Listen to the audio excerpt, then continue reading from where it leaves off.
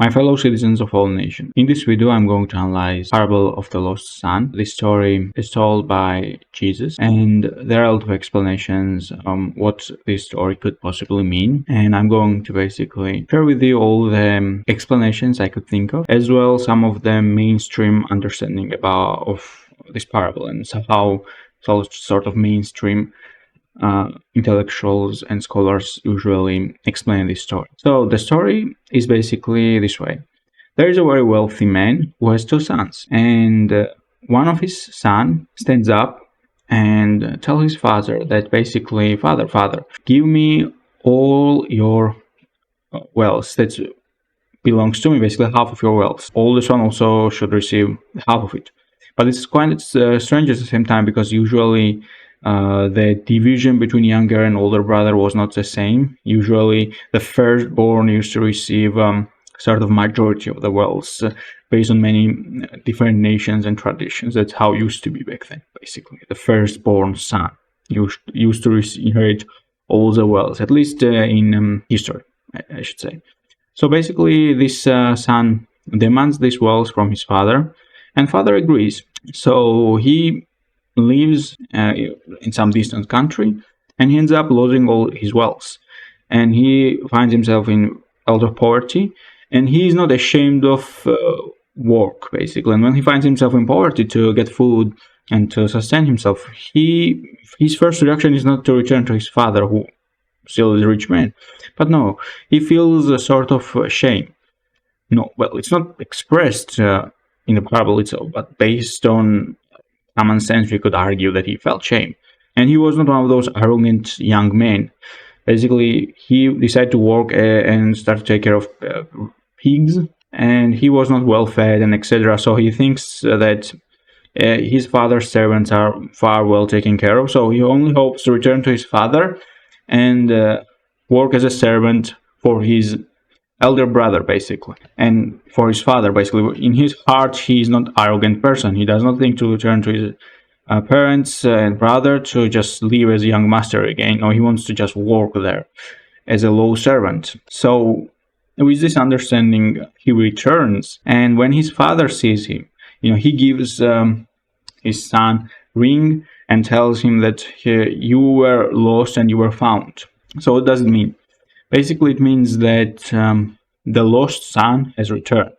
That's why it's called Parable of the Lost Son. And he orders his servants to gather and basically kill a fat sheep to have the banquet, basically, to invite people and to celebrate, basically, the return of the lost son. And when elder brother returns, he is surprised, and one of the servants appears there, basically. And the servant is the one who brings this information to the son who stayed with the father and who works there, then tells him that brother returned. And of course it's not said in the parable, but there I see some bad intention from the servant's side, because I feel like the servant itself tried to anger the eldest son.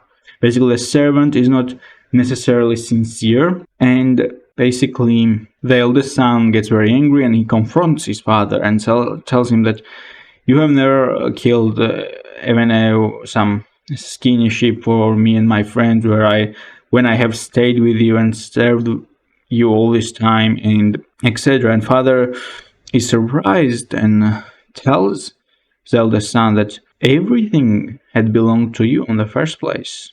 Everything I have is yours. So basically the story sort of ends like that. And obviously it appears that, the brothers are not close with each other and etc. So let's start from the first mainstream narrative, basically, an explanation. Basically, this story is all about humans and angels, basically.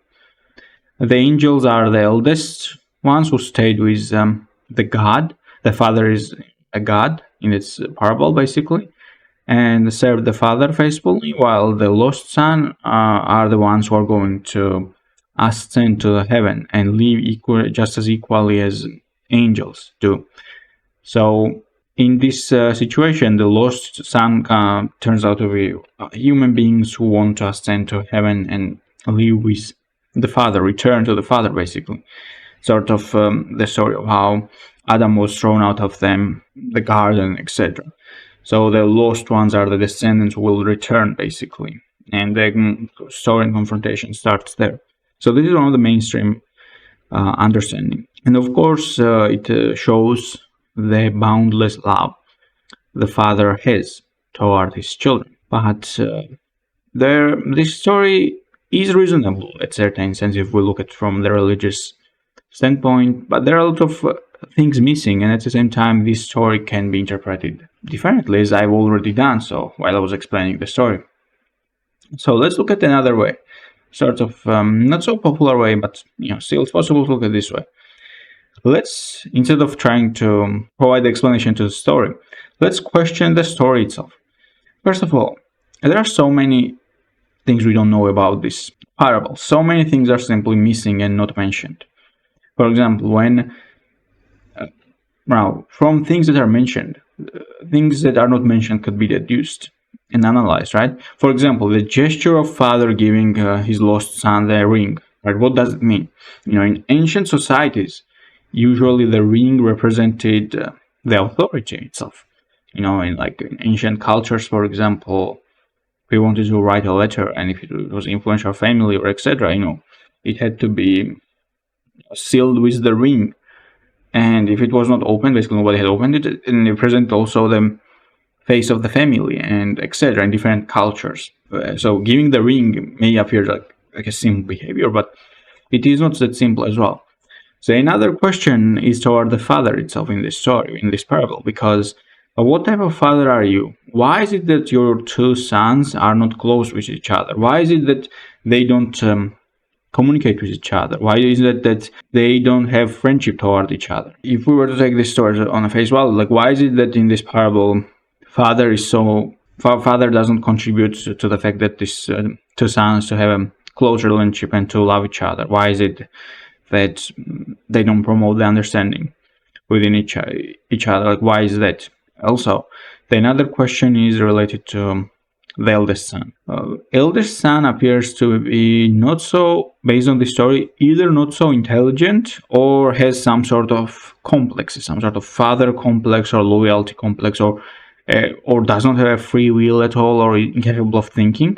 Because based on father's answer, it seems that the eldest son is sort of has a complex toward his father and tries to please his father in all sorts of way, in all possible way. And why is it that he never stood up, for example, and ordered the servants to to slaughter the fat sheep and have a party for his friends if he so wanted to? So it appears that based on his anger, what he really wanted was his father to appreciate him and to look at his labor and how he stayed loyal with him and appreciate his work. I think this is what the eldest son, probably wanted from the father.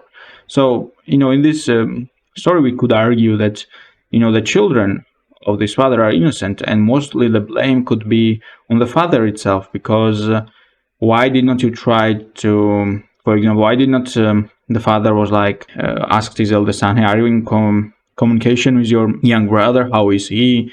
Why don't they communicate with each other? Basically, why they don't write letters, or why is not that eldest son is interested how his younger brother is doing at all, or why is younger brother not somehow trying to communicate with the family? Why he just decides to pack up his half of wealth and just leave? Why is that? This is unnatural behavior. Doesn't make sense. Why he completely wants to leave his family behind and just disappear and move to another country? It just doesn't make any sense. And in fact, at the end of the parable, my father still affirms his original statement and claims that everything that belongs to him also belongs to his eldest son, and the reason why he celebrates his return is because he was lost and is found again. So it sort of ends on sort of positive note, but it's still unclear what's going on after that, what is happening basically, and how things are going. Is the youngest son still treated as a young master because he has a ring on his hand, or is he actually working as a servant in his brother's house? Because again, the ones that left behind should theoretically, based on this parable, should belong to the eldest son already, because the half of the son's share was already taken by him and by youngest and was lost basically. So yeah, that's it. And of course, probably there'll also be a lot of people who will still try to interpret it in a different way. And let me know what you think about this story and this parable, basically. Comment down below which one is your favorite parable in New Testament. And don't forget to subscribe and hit the like button.